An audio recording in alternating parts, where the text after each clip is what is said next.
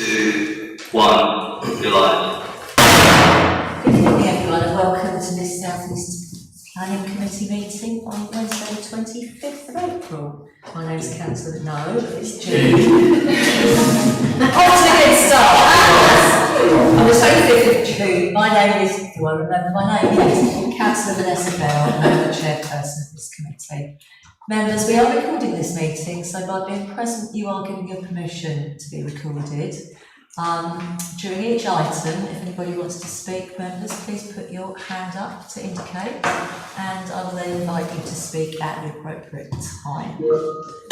Sound is good and video is good, so thank you. Committee Clerk, may I have the apologies for absence, please? Thank you, Chair. We have an apology for absence from Councillor Hayward. Thank you very much, Committee Clerk. So let's move on to item 3, minutes. And it's recommended that the minutes of the meeting held on the 9th of April, found on pages 7 to 10, are approved as a true and accurate record. I so move. Do I have a seconder? Thank you, Councillor Neal. Any matters of accuracy, members? No, marvellous. Thank you very much. So can we agree those by sense? Green. Super, thank you. Item 4, declarations of interest. To disclose the existence and nature of any disclosable pecuniary interests, other registrable interests and non-registrable interests relating to items of business on the agenda, having regard to paragraph 9 and appendix B of the Code of Conduct for members. Any conflicts of interest, declarations of interest, members? No, brilliant. And just a usual reminder to declare if any come up during the meeting. So I will move swiftly on to agenda item 5, 00801 CLU, which is an outbuilding at small Gaynes Bungalow, and you can find this on pages 11 to 30. We do have a members update in relation to this application, so I hope members you've been able to have a look at that. So I will move to Saffron Lowsby. Yes. Thank you very much, Saffron, to present the report. Okay, thank you, Chair. Okay. Just fill up the presentation. There we go. There we go. Apologies. Chairman, would you allow me? I'm a little bit confused. We've now got 2 agendas listed. We've got agenda version 2. Which is... I haven't. Well, I think I logged out and then logged back in, and it says quite clearly Wednesday the 25th of January. Yeah, well, there's 2 agendas. So, not sure why they should be. It's not on mine. It's not just logged out. Not on mine. It appears on Sorry, Cat Clark, can you clarify it all for us, please? Committee Clerk? Good evening, Chairman. Before I go away, there was just one thing to publish, so Councillor Speaker, I can email you a PDF if that would resolve any concerns about having an incorrect pack. No, because I've got... But there's only one pack published. There's a members update that's been published as well. Sitting there for that way. I'll see if it's got the decisions in it.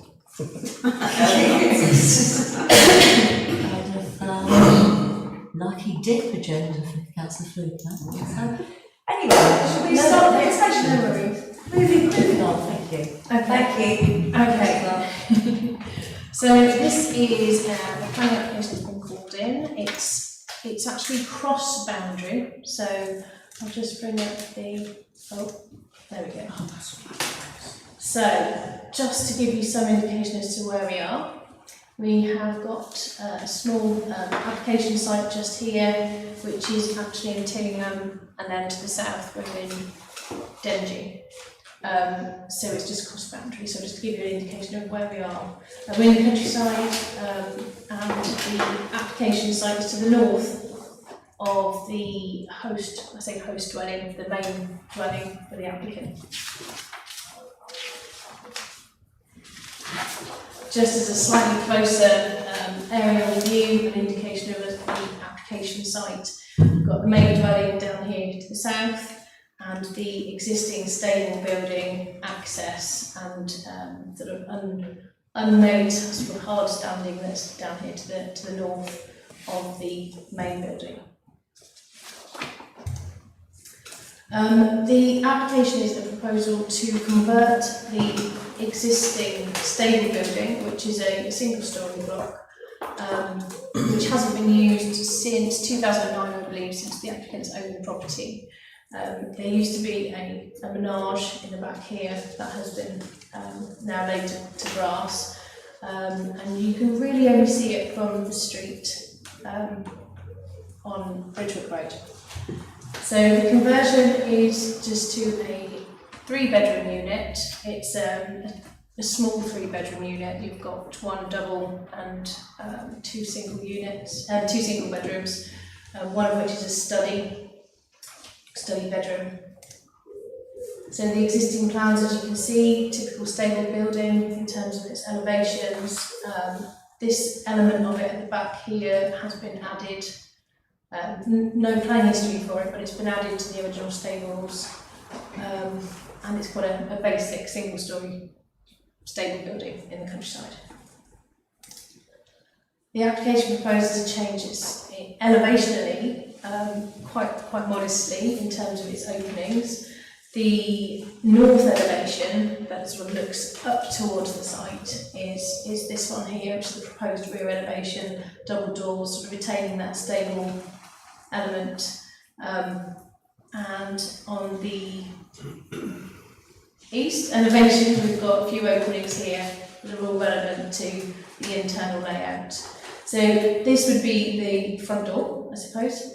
And in here, this is the sort of 3rd bedroom study, which has specifically a roof light above, which is part and parcel of the flood risk maintenance, sort of address flood risk issues. The site is in flood zone 2 and 3. So as you can see, we've got a sort of open plan kitchen, living, dining space with a central sort of circulation entrance area here. The existing stables will be converted into a bedroom, down here main bedroom, bathroom, bedroom 2, utility, and then the study bedroom 3, which I've enlarged here just to show you the scheme behind flood risk and the flood risk maintenance of this. And this would be an escape roof light with an escape ladder in here, which will open fully. And then just outside would be a decking on a floating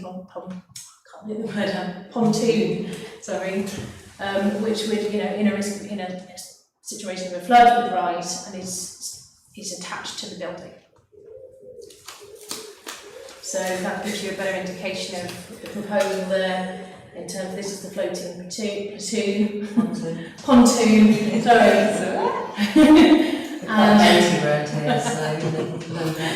I'm not sorry. So that raises up obviously the risk of the flood. You've got this here, and the escape ladder comes up, and this is to address the flood risk concerns. And some site photographs of an existing entrance, and you can see the building as it stands at the minute, which is a simple timber building, and an existing gate which is here already, and the access has been there since the equestrian use that was there.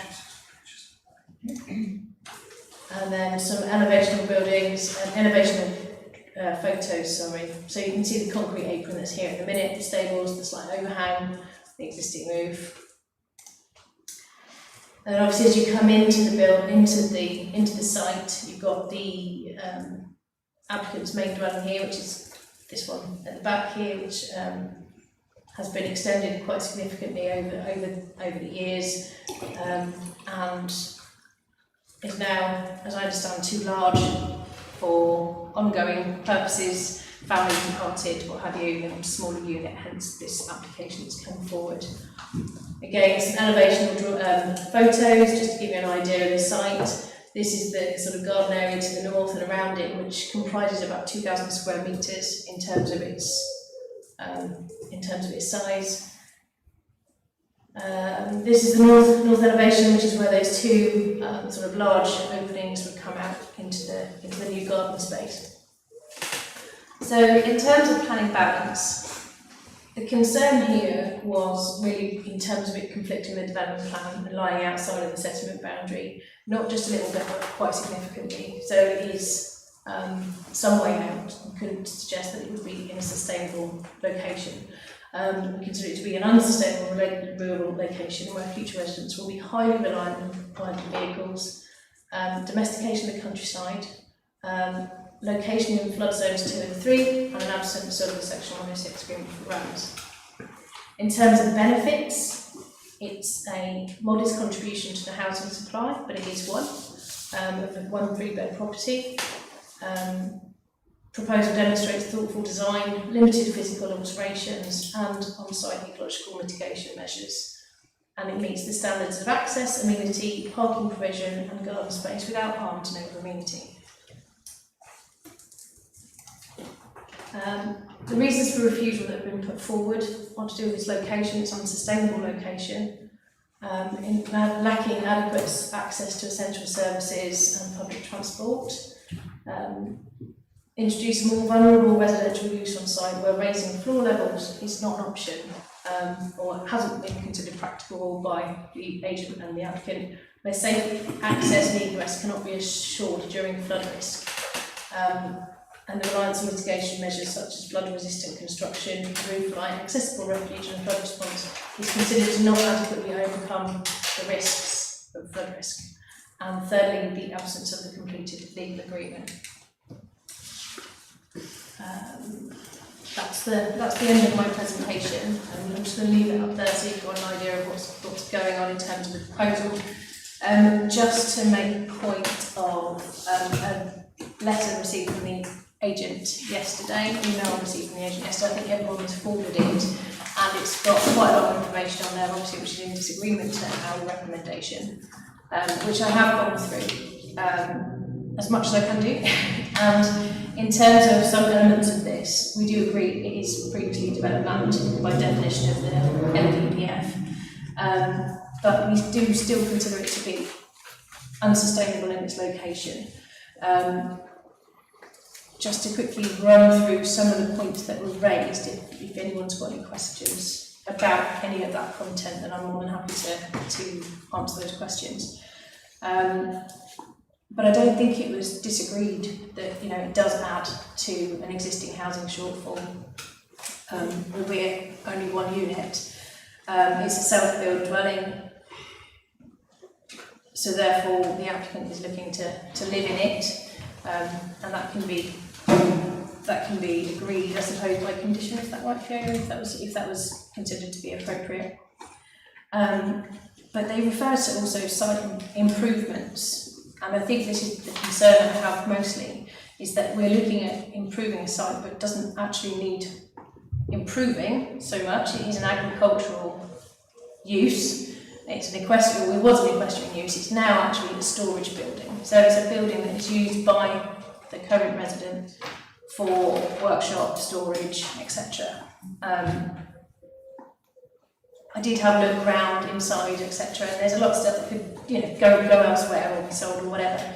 But essentially, it's an incidental building to that large dwelling that has grown over time. And therefore, I do think that the character, if it changes to residential, is going to be quite significant in terms of its change. We've got quite a large garden, obviously, and there's no other storage building, so we've got a very small shed, which I think is for cycles and bicycles. I think we're going to need a bit more in terms of space for storage of things potentially in the future, but there is this change in character from resident and agricultural countryside, open countryside, which is loosely phrased because we've got a hedgerow that runs all the way around and hides the site essentially. But I disagree that there isn't harm as a result of hiding something behind, a good significant hedge. Additionally, I think the last point I just wanted to make on that is it refers specifically to any alternative use to this previously developed land will attract car travel, and I don't disagree with that. It was an equestrian use previously, and there are no highway objections in terms of its use. And I think there was one last point that I wanted to make, and that was to do with transport, and the transport connections that are in that area. There is number 45, I think it is, that's been referenced here, but it's not running over weekends, and it's not consistent. So it's 9 o'clock, 9:15, and then another one at 1:15, and things like that. So it's quite sporadic in terms of its availability. So I didn't think it was a particularly great service in terms of using it on a regular basis. I don't have anything else to add to that, but I think I've covered most of it. But if there's any questions, then. Thank you very much. Can I just clarify, because I'm a great fan of self-build, and I know we haven't, as an authority, been particularly great historically with self-build. So can I just ask whether this has come through the self-build register? Not that I'm aware of, and I'm not sure whether the applicant is on the self-build register. But it shouldn't matter. Yeah, that is the issue with the council's lack of self-build and self-build register. So in terms of that, we can give applications weight in terms of being self-build, but at the same time it does come back to Saffron's. Thank you. No, I just wanted to clarify whether that's come through. Okay, thank you very much. I understand we do have participation for this item. So, in line with the public participation scheme, I now invite, I believe, Agent Mr. Chris Loon to speak first, please. If you'd like to approach the table. Mr. Loon, you have 2 minutes from when the timer starts, so we'll start that as soon as you're ready. So just start when you're ready, please. Okay, thank you. Good evening. Policy S1 promotes the effective use of land and prioritising development on previously developed land. The Officer report did not refer to the site as previously developed land or the policy priority that applies to it. Policy S8, section M, states an appropriate development in the countryside is one which complies with other local plan policies, such as policy H4. This concerns an effective use of land, which is supported by policy S1, and explicitly recognises that alterations to existing buildings can secure additional small-scale housing for sustainable organic community growth. So what more effective use of land could you have than converting this building on a brownfield site to meet a housing and a self-build need, meeting policy H2, along with new trees, hedges, biodiversity measures and reduction of concrete hard surfaces. This is environmental gain, not harm. Yes, a few car movements, but we would have daily traffic anyway if the site was let out as a commercial status. So this fallback must be considered. Plus electric car charging is proposed to eliminate air pollution. So what is the harm? The Drainage Engineers Scheme includes a viable flood escape plan for rescue in the worst case flood scenario, but the site does not flood and would only do so in the highly unlikely event that sea defences fail following withdrawal of public funding. The Environment Agency removed their objection on the basis that Malden Council accepts the flood risk, and you have that choice tonight. In the tilted balance, the harm does not significantly and demonstrably outweigh the benefits, and therefore should be approved, subject to signing the Section 106 for the Essex Rams payment, which the applicants are willing to do. Thank you. Thank you very much, Mr. Loon. Well inside, thank you. And now I believe we have Mr. Terence Hopper, who is a supporter. If you'd like to come up to the table. Actually, either corner will probably do this comfy chair at that end. Well, not that comfy. So whenever you're ready, Mr. Hopper, we will start to go. I live nearby to Mr. and Mrs. Driscoll, who I've known for 18 years, since they renovated a large, small bungalow, which was, and made a nice job of it. I look forward to them getting permission to convert these stables into a small bungalow which they can relocate to now they're children of flood and coup. They're valued people of the local community and assisted everybody in the local faiths, etc. I've lived here for many years, also, between 40 and 50 years. I've never known any flooding on this site. The only reason that would get flooded is if the sea wall failed, and then we're all in trouble. So I'll look forward to Mr. and Mrs. Bristol getting permission for their small bungalow where they go on in the future for their retirement. Thank you very much. Thank you very much for yourself. That's great. Thank you. You may receive your seat when you're done. Are you done? Thank you. Fantastic, thanks very much. Members, over to you.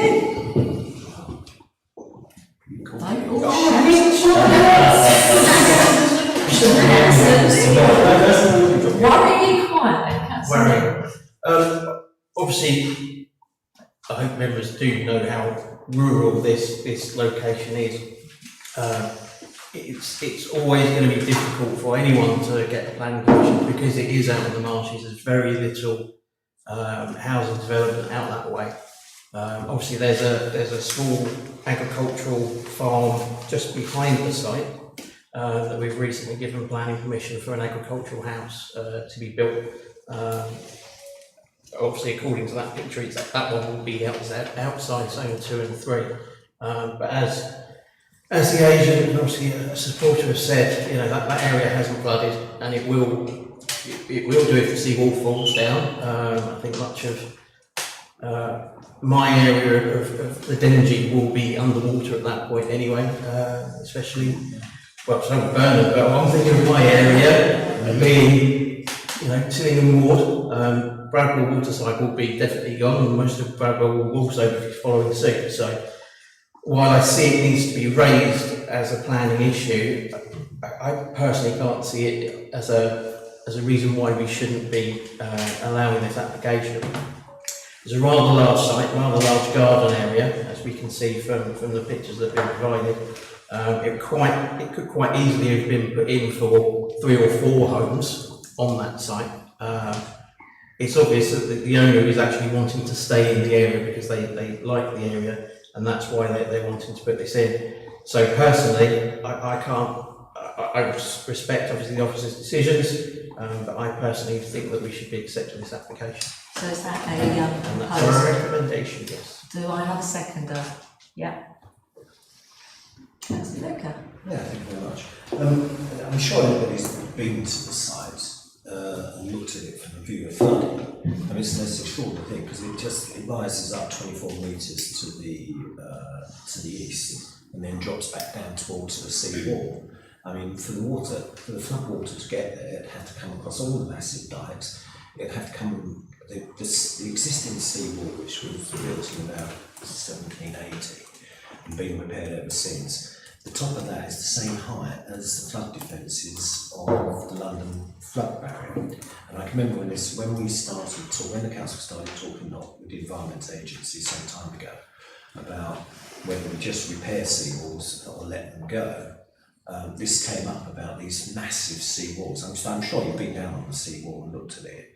I mean, these are massive seawalls. And of course, if you have a breach at the top of the tide, well, Councillor Pratt and I'll explain it in more detail later, but the tide turns and the water recedes. If the seawall breaches, it'd have to be massive. And of course, behind the seawalls, you've got these massive dikes, so if anything like that ever happened, and the application site is a long way from the seawall. So I don't quite understand this business about the objection around flooding. I read the Environment Agency statement about flooding, and they talk about them being satisfied, subject to the emergency plan being satisfied, which they are suggesting should be done by some form of mitigation. And as far as I can see, the mitigation is some kind of a ladder, an escape hatch and a floating pontoon. Members will be mindful of an application in Leyland that was allowed on appeal, where we got into this rather strange situation whereby to this day we have a boat on davits at first floor level. And I think that's the worst one. Is that one or three? I can never remember. And then just briefly, I mean, I'm also concerned that every application should be taken on its own merits, but it appears to me that the second application that's coming before this committee tonight is in flood zone 2 and 3. Now, there's an argument whether it is or not, but technically it is in flood zone 2 or 3, but I think the officer mitigates it, and we should be mindful of that. So I think when you actually look at this, I don't think the flooding is actually an issue. I can remember when there was a very active, when there was a very active livery yard there. I mean, this is about, I don't know, a mile and a half, 2 miles from my house. There was a very busy livery yard there, and everything that went with it. I mean, I don't think there's any question about whether this is a brownfield site. It's previously developed. I'm sure Ms. Bagley put me right and thoroughly enjoy doing it, but I don't think we do have self-build property register, and it's something that we've always spoken about. And self-build tends to be, it tends not to be plots of land in the middle of towns and villages because they're too expensive, so they tend to be a little bit avant-garde outside the development boundaries and everything else.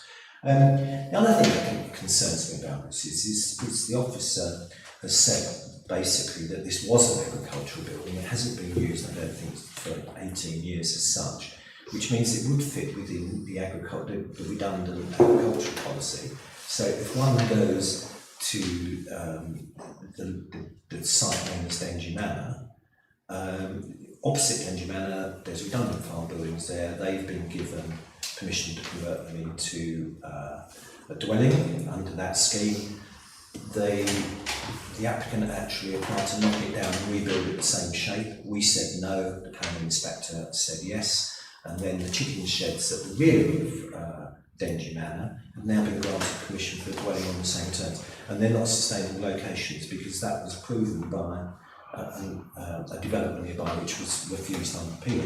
So to me, this really just comes back to sustainability. Is it reasonable where it is? Well, the applicant, or I think the applicant's agent, says that he cycles to the village. And you'd be absolutely amazed how many people do cycle. I mean, you've been out there and you've seen how quiet the roads are. So people do cycle. It's bringing forward electric. It's going to have an electric car point there. And I mean, this is the new word sustainability. And we've had appeals in the past when planning inspectors have said that it's not unreasonable to use a car in the countryside. We've had appeals. That's a figure. Can I? Sorry. Yeah, I can. But it's too. It is. But there's a lot of ways. But I would also just go back. To the overarching site plan, and just refer the officers to Hereford Farm in particular, where I think there's been 2 applications for houses there which have been granted. The situation with the situation with sustainability has not come up. As far as the character is concerned, the profile of the building doesn't change. You can't. I mean, if the officer puts up photographs, you can't actually see it from the road. I do think you've made your point, Councillor Food, quite impressively. So if we could please. Well, then, I mean, I'll leave members, but if he goes to appeal, of course, I've said I support this application, and I'll explain to the inspector that I wasn't given the opportunity to state the case. Before I go to Councillor Fittick, I do just want to, and then Councillor Attenborough. I'm best described as a climate sceptic, but many people aren't. And if you look at the climate projection flood maps, the entire Dengie Peninsula will be underwater by 2050. So will be Councillor Fluke, you will not in Southminster. You will just escape it. But now this is speculation, of course, and but it is based on scientific prediction. But I'd just like members to bear that in mind. Councillor Fittick. Thank you, Chair. Ultimately, we're trying to determine this application based upon the policies that exist within our local development plan. There's all sorts of reasons why we can grant development in a new location, maybe at calls to council doesn't grant to plan. I think we need to be mindful as members of the position that we're in. Yes, we don't have to find the housing and supply. And that does mean that we're going to have a significant number of applications come forward that are going to contest things like policy SA.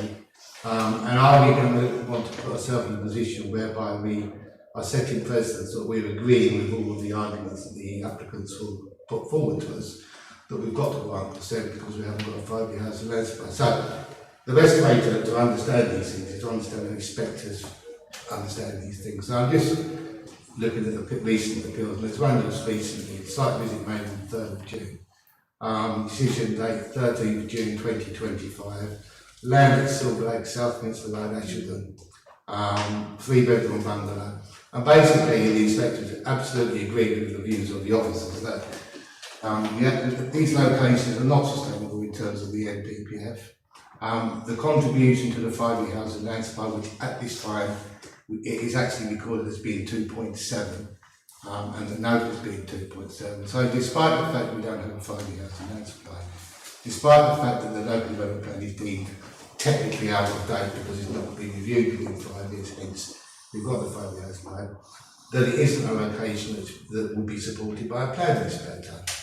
So I think really it comes down to, am I convinced that the benefits of this application outweigh departure from plan? The answer is fairly simply no, because it doesn't. We can make excuses for it that will justify our decision, but it doesn't.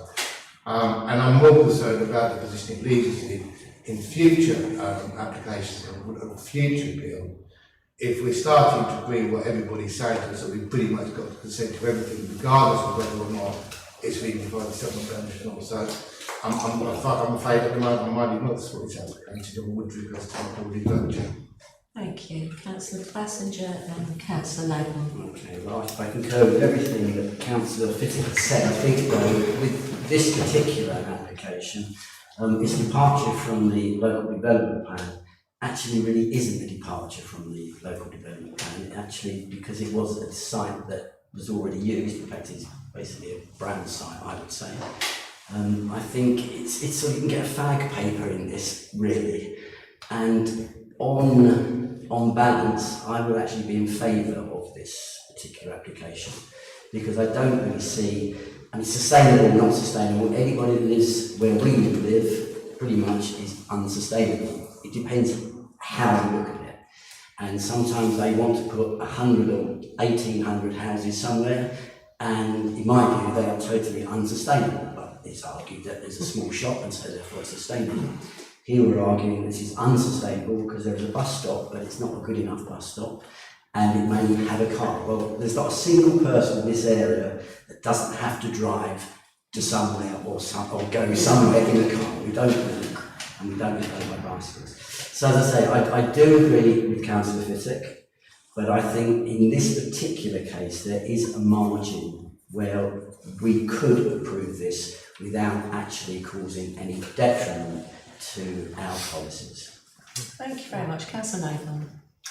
I'm totally in agreement about the sustainability. I live in a new development in Southminster.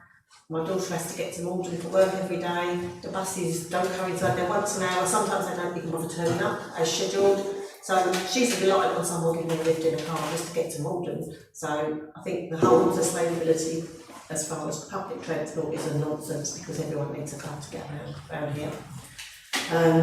I think it's a very modest development and enables the applicant to remain in as near to their home as they can. Basically, I am in support of the application. Thank you. Any other members? Councillor Sizzle-Norman, please.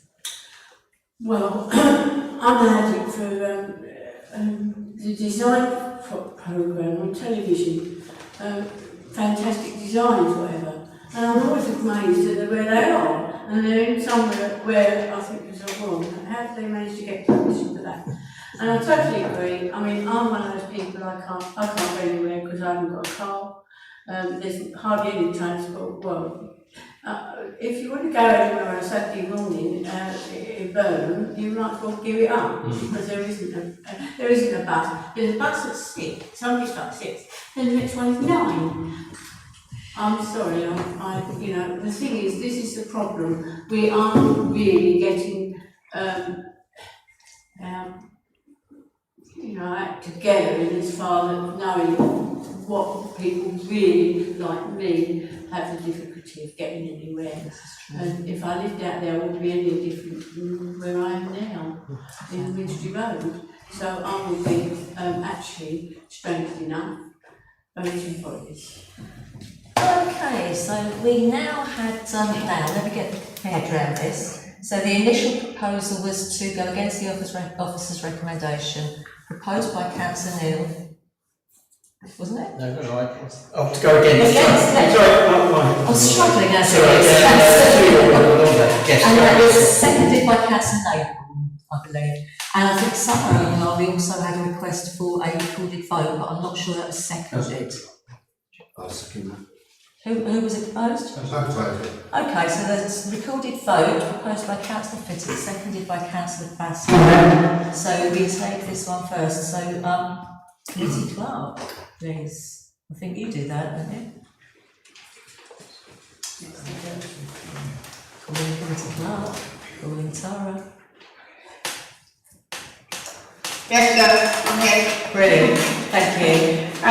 Recorded vote, So this one is to go against the officer's recommendation to... You say it, you say it. So you're looking to approve the application as per Councillor Neil's proposal, seconded by Councillor Labour. That's exactly what what we're doing. Vote against. That's exactly what we're doing, Yeah. thank you. Okay, so members, if you can get to hold on, stay, I call your name, please. Hang on, we've got to start that. Could we just confirm that that would be subject to conditions to be agreed by the proposer and seconder? Was it proposer and the chair? I can't remember now. So in accordance with the constitution, to get the conditions agreed, so we would circulate those and also the unilateral undertaking for the grants contribution. Thank you. Sorry about that, Tara, so we're ready now, I think. That's all right, Chairman. So voting in favour, starting with Councillor Bassett, please. For, please, Tom. Thank you. Councillor Bell. Against. Thank you. Councillor Bell. I'm for.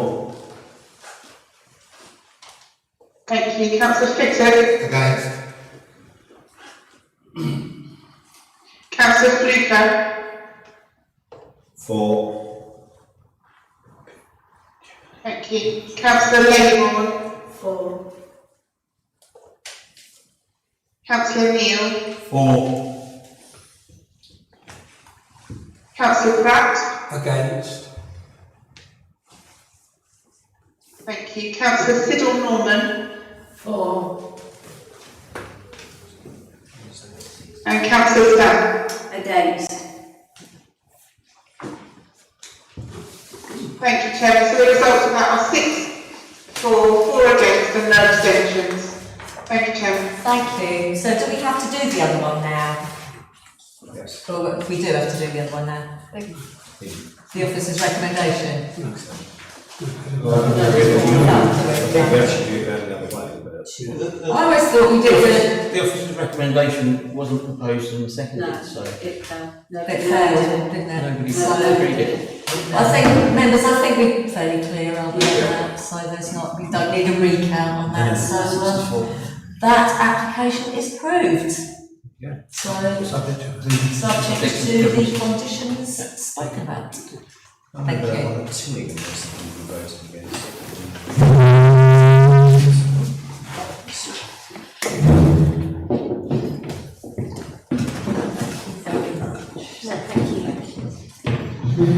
So this one here, that was the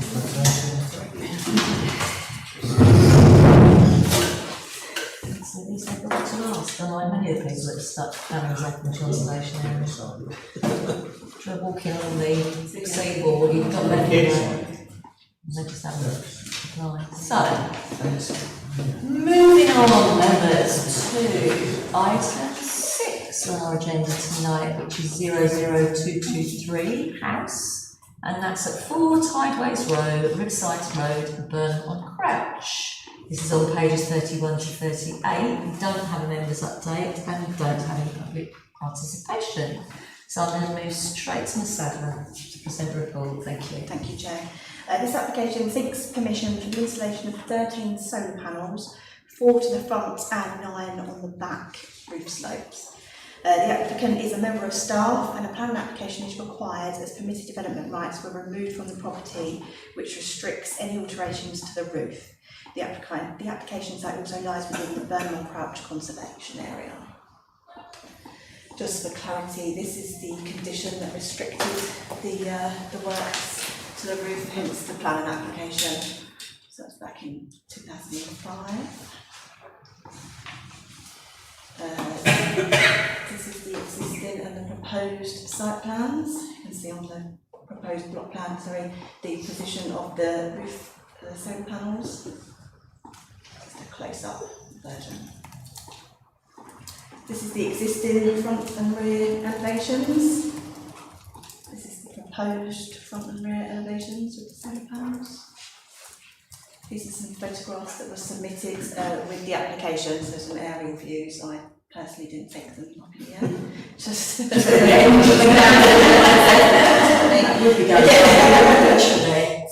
property is the property at the end of the terrace on the right hand side. This is the site standing outside number 7, Riverside Road.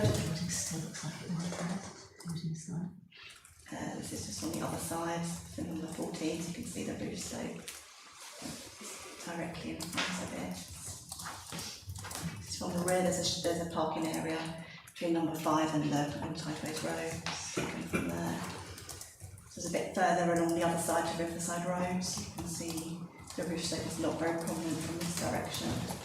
So in summary, the project wouldn't harm the appearance or the character of the locality or the conservation area in which it's located, and the proposal is for the application to be approved.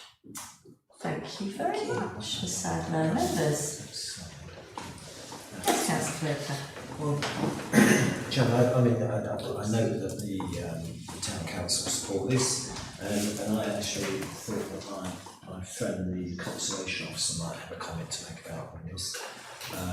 Sorry, can I just stop you? What officer has he not been consulted? The conservation has been consulted, has no objection. Right. Yeah, I was going to say it has been. He didn't. No, that's what I was going to say. It doesn't have any objections. I don't know whether he picked up on the fact the site seems to the application. Property has one of those, what do they call, satellite dishes or something like that. Lucky when it disappears. But anyway, this is pretty straightforward, and to me, there's no objections to the neighbours. There's no objections to the scheme from the town council. Conservation officer's happy. Is in flood zone 2 and 3. Somebody's drawn a flood map to show that it isn't. If that's what the officers aren't concerned about, and I propose we agree it. And I think it's only here tonight, isn't it? Because it's a member staff. Yeah, so I'm proposing. Is that seconding it, Councillor Bell? I don't mind it, but I'm just confused. What's that second? Thank you, Councillor Stamp. Seconded. Councillor Bell. I just wanted to comment about the whole thing about solar panels in the conservation area. I'm completely confused. Are we saying now in the conservation area that solar panels can be fitted to the I would properties? say case by case, Councillor Bell. So what is the case? What is the point? But what one will get refused and what one will get approved. Well, it would depend. These are not particularly visually. These are not particularly visually intrusive. They don't cause offence. The buildings are. It's not a case. It's not a listed or characterful building. It's a new build, is my understanding. Well, it is. It's a new build. It's still in conservation area. That's what I'm saying. I mean, So what I'm saying is, so therefore, you can't have solar panels in properties down the high street in Burnham-on-Crouch and conservation area. I suppose. I'm in the conservation area. We've got a satellite. That's something I know I've got refused. I just want to know where is the consistency on this solar panels and conservation area properties. I'm going to hand that over to you, Mr.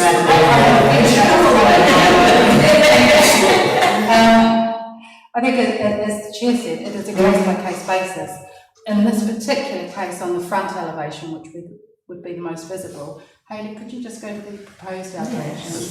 There's not a lot of panels, and because of the pitch of the roof and where they're located, they're not particularly visible from the conservation area, which is why I believe our conservation officer had Say that. Well, they're visible, but in terms of their number and where they're sited, they were considered acceptable by the conservation officer. So on that basis, we've recommended approval. Yeah, I haven't personally got a problem with it, but just for me, the consistency of it, that's all. I'm not aware, and I'll go to you afterwards, both of you, Councillor Stamp and Councillor. I'm not aware of any cases in Burnham where solar panels have been refused. Yes, I do. Leaders. 88 High Street. 88 High Street was refused. Is that you resign as the chair? Yes. Okay, well I think that's something to have a discussion about outside this meeting, but it's a valid point, Councillor Byrne. So Councillor Stamp and Councillor Small. I actually agree with Councillor Byrne. There was massive inconsistency about the conservation area in Burnham for decisions. I feel anyway, and not even just the Burnham, we had one recently, I can't remember where it was.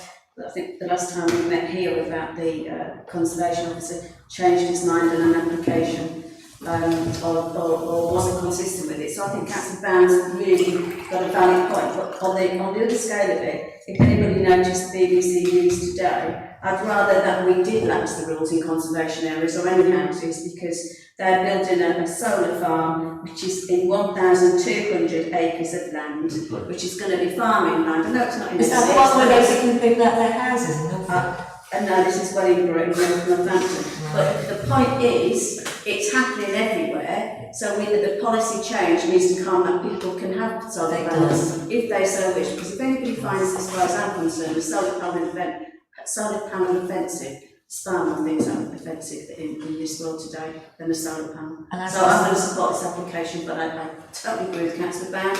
We need some consistency from the conservation officer, because there's been some decisions or recommendations recently that are not consistent, and it's not fair on members. No, I agree 100%. Having personally suffered from inconsistency in that particular area, I agree completely. But as I made very clear at district planning, I believe solar panels belong in buildings, not in fields, and so I would be supporting this.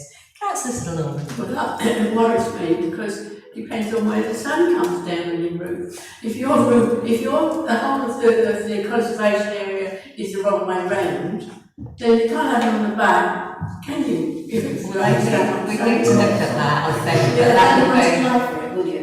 You wouldn't apply for it. You wouldn't apply for it if you're not, it's not really beneficial, so You wouldn't. Okay, well, I'll go on. Thank you. And I think Councillor Bassinger, wasn't it? Next, and then you, Councillor. Yeah, I mean, the fact that, you know, this is not visible, I mean, if you go back to the photographs of the street, that one for instance, there's not a single house there with solar panels on it. Yes. So, or whatever, but the fact is there isn't, and so forth. The character would change. There would be one house with solar panels. So I don't understand how you wouldn't see those solar panels or consider that would blend in with the existing Do you walk around looking upwards, Councillor Bassinger? No, it's on the street. You know, I think we should be it's subjective, clearly, but the fact is that it is recognised. Now, to say that it wouldn't disturb the character of that street is incorrect. If you wanted to change the window to something else, somebody would jump on that meaning and say, oh, no one else on the street has got a different window like that. You want to put so many solar panels on that roof, well, there's no one else in that street with solar panels. And I think solar panels and windows are completely different things. just I mean, solar panels are now part of government policy, aren't they, whether we agree or disagree. So I think Councillor Pratt and then how much conversation can we have about solar panels? I would like to say very much the officer's decision to support this, because had the roofs with red tiles, then yes, they would stick out like a sore thumb. In their defence, they're going to be black on a black slate roof. So yes, I think in time they will blend in. I will support the application. Thank you, Chair. Councillor Fittock. Yeah, I mean, then maybe Councillor I mean, given the conservation officer's the expert on these things, he would decide whether it's acceptable or not. But in terms of planning, I'm assuming that even with something like this, the harm has to outweigh the benefit. So basically what we're saying really is that the harm of it is minimal, and therefore the benefit of it is more positive. So it's not that everything's going to have some kind of impact, isn't it? It's just a question of scale. I think that's the problem that we have to need to understand in the future is where is that line. Thank you. Members, is that Members seem to be concerned about this setting precedent, but I mean, that is the front elevation, isn't it? That's the front, yes. Front elevation. Yeah. Well, that's probably taken from the other side of the road. So the gable actually conceals the solar panels, and this just gives a huge amount of weight to the fact that we consider every application on its own merits. So yeah, and we can't tootle off to an appeal with the conservation officer as a hostile witness. So I think there's a proposal on the table, Chair. I think there is. I think we should go for a vote. It's called nighttime economy. Well, you're not going to get a chance to support it as soon as you want to, but we'll come to that in a minute. Members, we have a proposal on the table. I don't think we need a recorded vote, do we? So all those in favour? 1, 2, 3.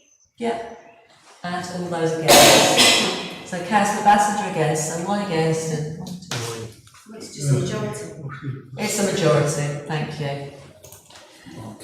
So that application is approved. Thank you very much, members. I'm sorry to put this evening.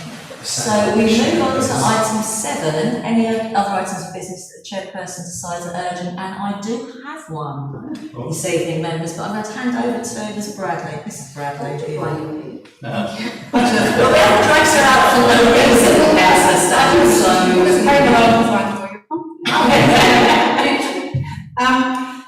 just wanted to make members aware of an appeal that's been lodged recently for Glebe Meadow, which is adjacent to King George's Field, Station Road in Southminster.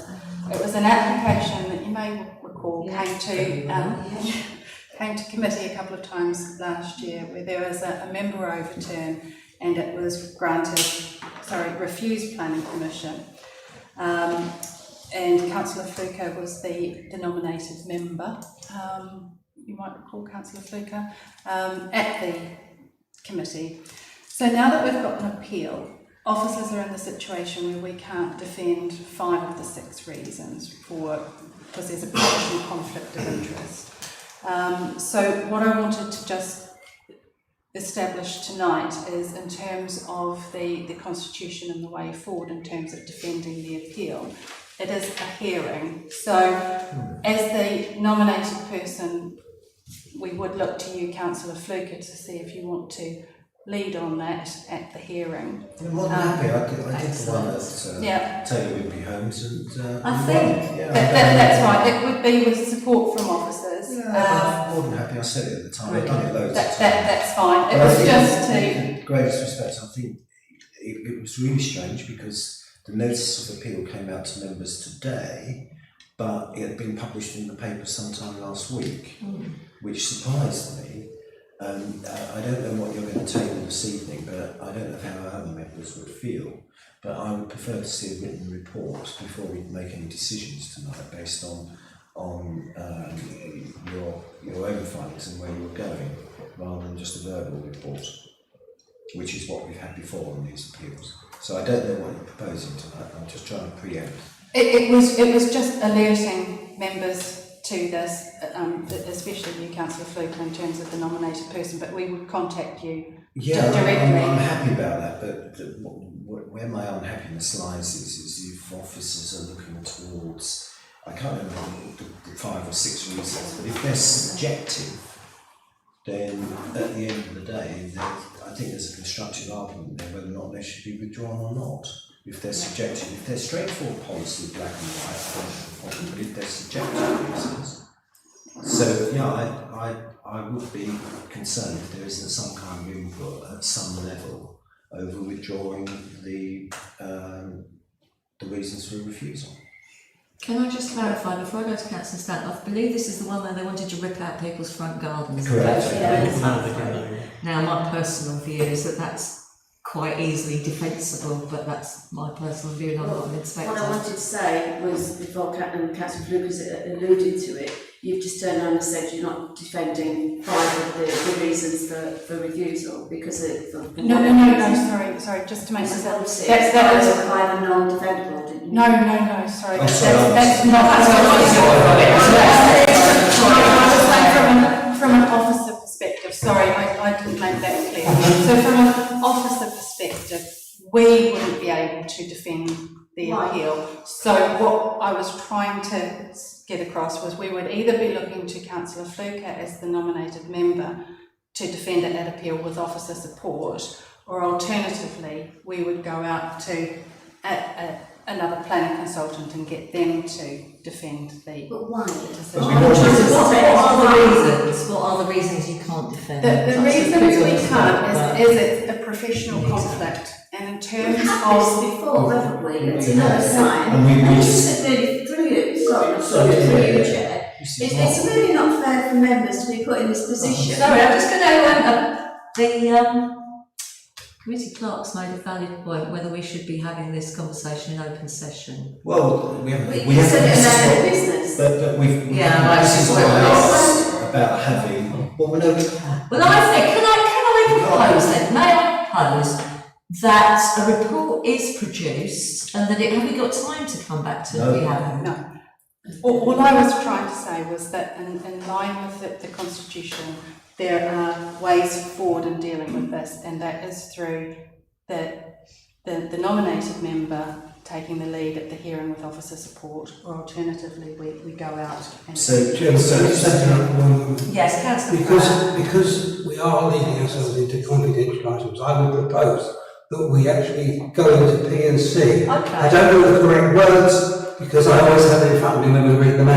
But I would suggest, I would propose that we go into private conversation, because this is being published on YouTube, and I don't think we should. I will second that. So, members, are we happy to go into private confidential session? Yeah.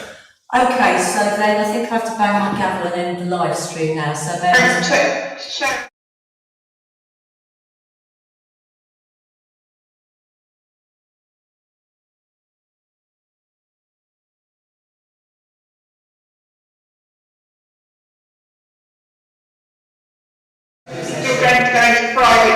If you're going into private session, you need to say, you need to provide the paragraph as to why we're going according to section 12A of the Act as to why we're going into private session.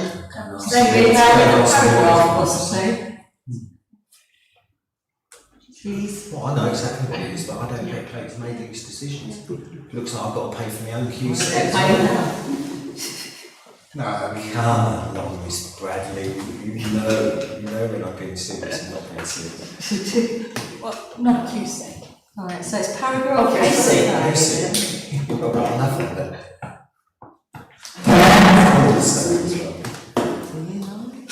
Do you know? Because I've never attended in planning. No, sorry. So have you got the paragraph that... Section 100. Councillor We've got a time lag with Tara, which isn't helping things as well. Just let's see if I've got it on one of these old things. Previous minute. Yeah, that's what I'm trying to say. Chairman, did you want to adjourn the meeting? Yes, please. Yeah.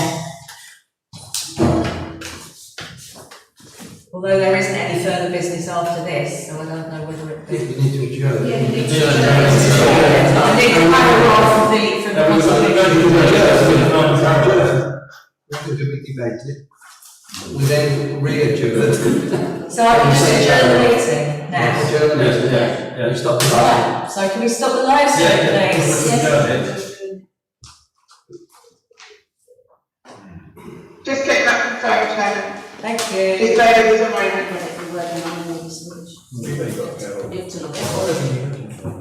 Just the wording to go into private. We just You have to just do go, the act. the way the council works, just go to the community agenda. Yeah. Just go to, in fact, what's his name? Chap's legal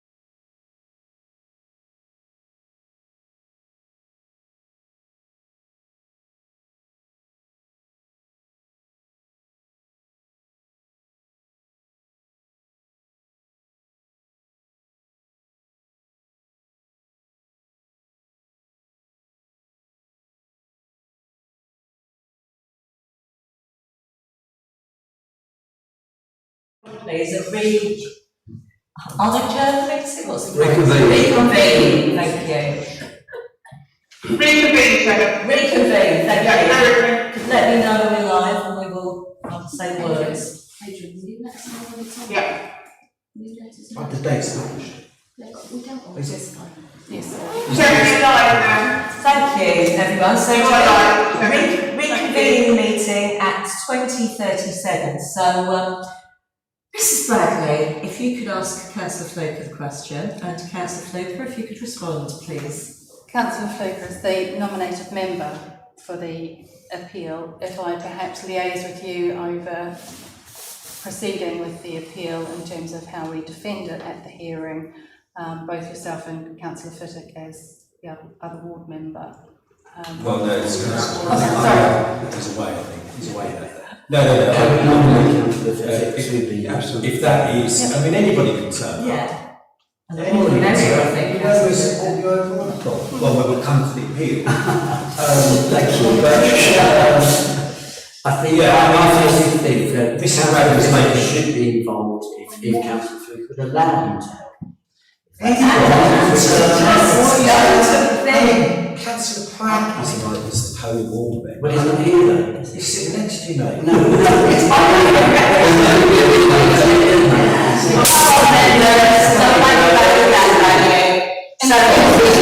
you just said That's a great one.